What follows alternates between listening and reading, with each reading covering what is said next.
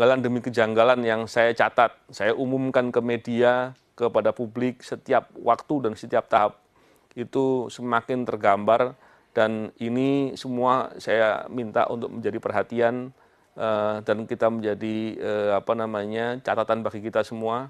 Semoga ini bisa menjadi upaya perbaikan.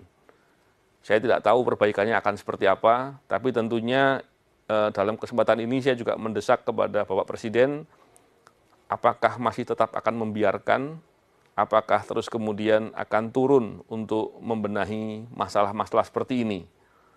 Bukankah sejak awal Bapak Presiden memberikan perhatian soal ini, tapi kemudian mempercayakan kepada aparatur yang sedang bekerja?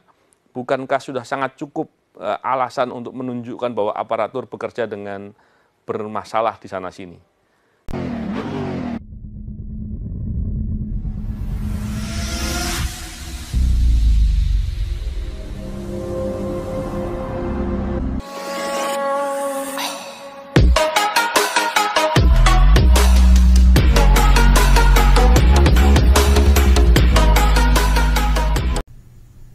Oke, jangan lupa klik tombol like-nya dan subscribe-nya dan nyalakan loncengnya sehingga kalian mendapat notifikasi setiap saya mengupload video. Selamat menonton, guys. Assalamualaikum warahmatullahi wabarakatuh.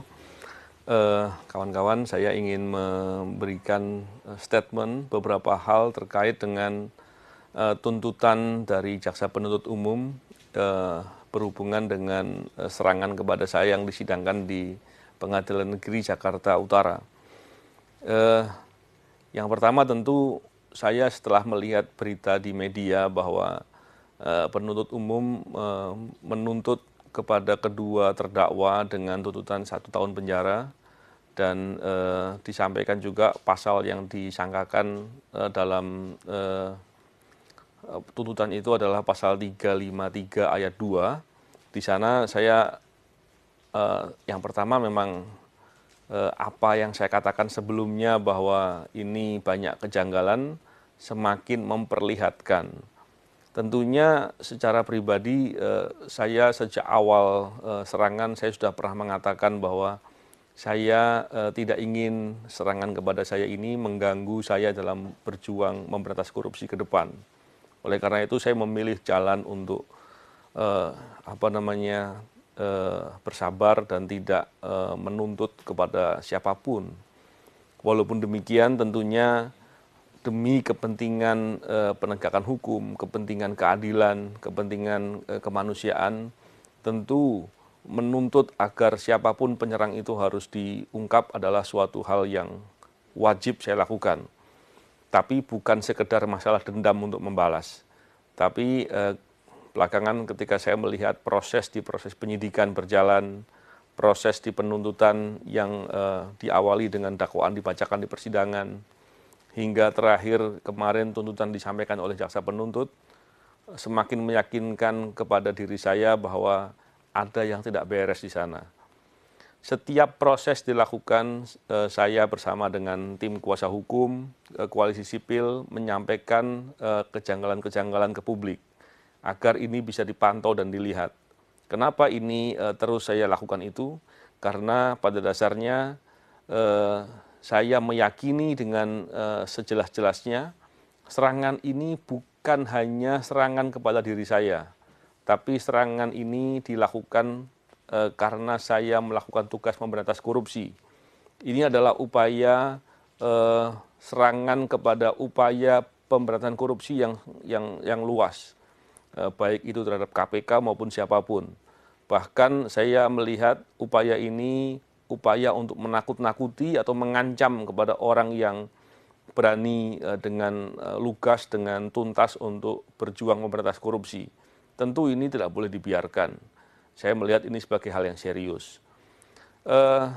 Terkait dengan tadi yang saya katakan tuntutan yang disampaikan oleh jaksa penuntut 1 tahun penjara, ini tergambar sekali bahwa proses persidangan berjalan dengan aneh, berjalan dengan banyak kejanggalan dan lucu saya katakan. Kenapa?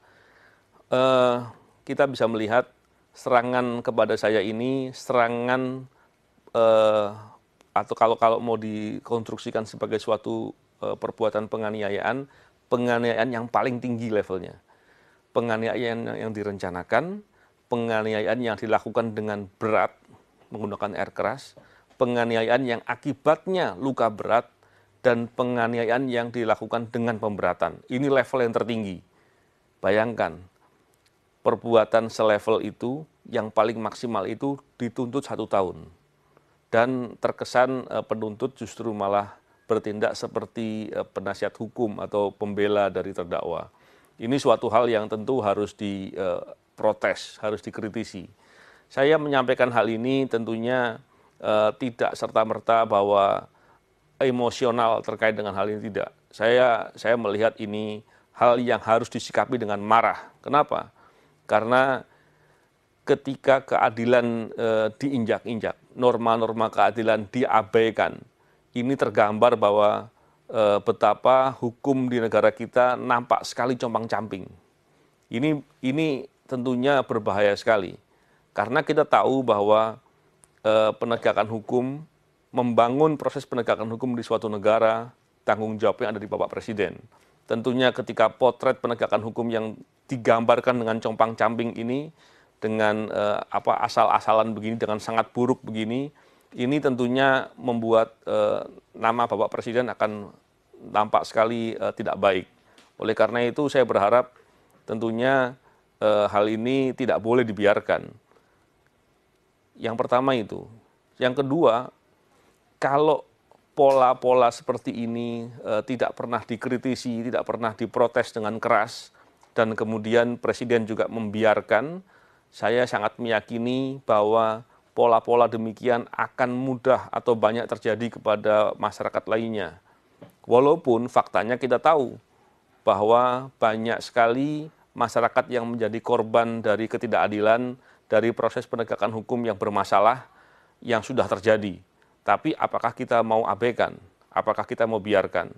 Padahal apabila kita lihat, penegakan hukum adalah faktor penting untuk kemajuan suatu bangsa. Kita melihat bagaimana upaya dari pemerintah untuk membangun di semua bidang. Bidang ekonomi, bidang politik, sosial, dan lain-lain. Tapi apabila penegakan hukumnya bermasalah, proses penegakan hukum, sistem penegakan hukum, dan bagaimana realisasi penegakan hukum di masyarakat itu ternyata bermasalah, maka kita sulit sekali untuk bermimpi sektor-sektor lain bisa menjadi baik. Dan ini faktor yang paling penting. Bahkan dalam proses upaya memberantas korupsi, masalah penegakan hukum itu menjadi hal yang penting sekali. Tentunya yang saya katakan ini hal yang hal yang komprehensif, hal yang lebih luas, dan saya berharap kita semua bisa melihat ini sebagai permasalahan. Sekali lagi, saya tidak hanya melihat ini dari kepentingan saya pribadi, tapi saya melihat ini sebagai kepentingan semua orang, terutama karena serangan kepada saya ini adalah upaya untuk menyerang pemberantasan korupsi. Dan ini berbahaya. Bahkan kalau kita lihat di era-era belakangan ini, pemberantasan korupsi di Indonesia sedang menjadi masalah yang sangat luar biasa. Bahkan kita tahu dengan terang benderang upaya penghambatan, upaya penghadangan dilakukan dengan masif. Di tengah banyaknya potensi-potensi korupsi, bahkan perbuatan-perbuatan korupsi yang terjadi. Tentunya keprihatinan ini adalah keprihatinan kita semua, dan sekali lagi saya sangat prihatin dengan adanya proses persidangan yang sekarang sudah masuk di masa penuntutan yang berlangsung seperti itu. Keprihatinan ini bukan pertama kali, tapi sudah saya sampaikan berulang kali, dan ini sudah banyak kejanggalan-kejanggalan yang terjadi. Saya kira apakah ke depan situasi itu akan berubah, apakah kemudian prosesnya akan menjadi baik, bagi saya yang penting adalah saya tetap akan berikhtiar untuk berbuat. Saya akan melakukan protes-protes sebagaimana mestinya, dengan cara-cara yang benar. Karena apabila nanti hal itu tidak terjadi, bagi saya telah melakukan apa yang harus saya lakukan. Dan apabila prosesnya putusan kemudian berjalan seperti keadaan sekarang, maka itulah potret dari penegakan hukum di Indonesia, dan ini harus menjadi keprihatinan kita semua. Bagi saya ingin mengajak semua kalangan masyarakat untuk bisa mengkritisi hal seperti ini, baik kasus ini maupun kasus-kasus lain yang menunjukkan ketidakadilan, menunjukkan suatu perbuatan yang menggambarkan potret penegakan hukum yang compang-camping. Oleh karena itu, dengan semangat upaya memberantas korupsi yang baik ke depan, tentunya saya mengajak kepada semua kawan-kawan yang berjuang untuk memberantas korupsi untuk tetap berani dan konsisten. Karena orang-orang yang terlibat dalam perilaku korupsi, koruptor dan kawan-kawannya, mereka berharap kita semua takut dengan kejadian ini. Kita semua menjadi melemah dan kemudian mereka bisa dengan semaunya sendiri merampok dan menjarah uang rakyat, harta dari bangsa dan negara. Saya kira itu hal yang menjadi concern bagi saya, dan sekali lagi kejanggalan demi kejanggalan yang saya catat, saya umumkan ke media, kepada publik setiap waktu dan setiap tahap, itu semakin tergambar, dan ini semua saya minta untuk menjadi perhatian dan kita menjadi catatan bagi kita semua. Semoga ini bisa menjadi upaya perbaikan. Saya tidak tahu perbaikannya akan seperti apa, tapi tentunya dalam kesempatan ini saya juga mendesak kepada Bapak Presiden, apakah masih tetap akan membiarkan, apakah terus kemudian akan turun untuk membenahi masalah-masalah seperti ini. Bukankah sejak awal Bapak Presiden memberikan perhatian soal ini, tapi kemudian mempercayakan kepada aparatur yang sedang bekerja? Bukankah sudah sangat cukup alasan untuk menunjukkan bahwa aparatur bekerja dengan bermasalah di sana-sini? Saya kira itu ingin saya sampaikan. Terima kasih. Assalamualaikum warahmatullahi wabarakatuh.